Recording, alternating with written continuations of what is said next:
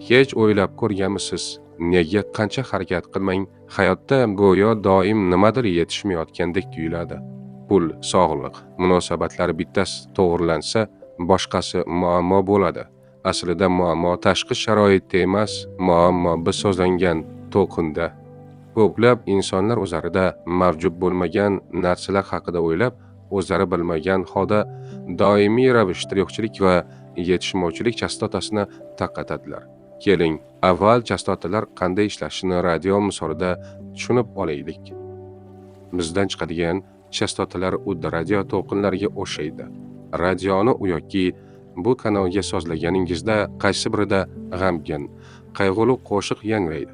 Boshqasida esa shek kayfiyat ulashuvchi kuylar taraladi.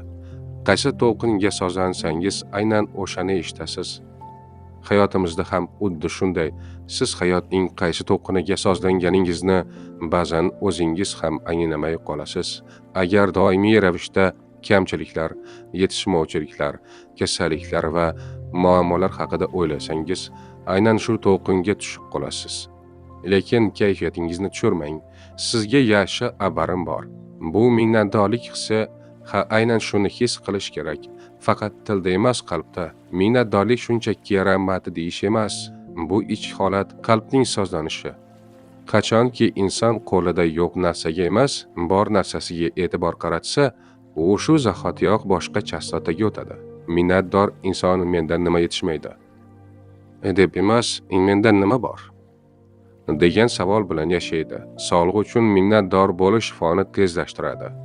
Ozgina imkoniyat uchun minnatdor bo'lish katta eshiklarni ochadi. Bugun bor tinchlik uchun minnatdor bo'lish ertangi barakani chaqirib keladi. Eng muhimi, minnatdorlik hissi chin dildan chiqsin, chunki koinot so'zni emas, aynan hisni eshitadi. Qachon siz qalbingizda shunday holatni his qilsangiz, hozir hammasi joyida, menga yetarli. Aynan o'sha paytda hayot sizga yana ko'proq berishni boshlaydi. Bu sehr emas, bu qonun. Minnatdorlik yo'qchilik chastotasini o'chirib, baraka, imkoniyat va sog'lomlik to'lqinini yoqadigan kalitdir.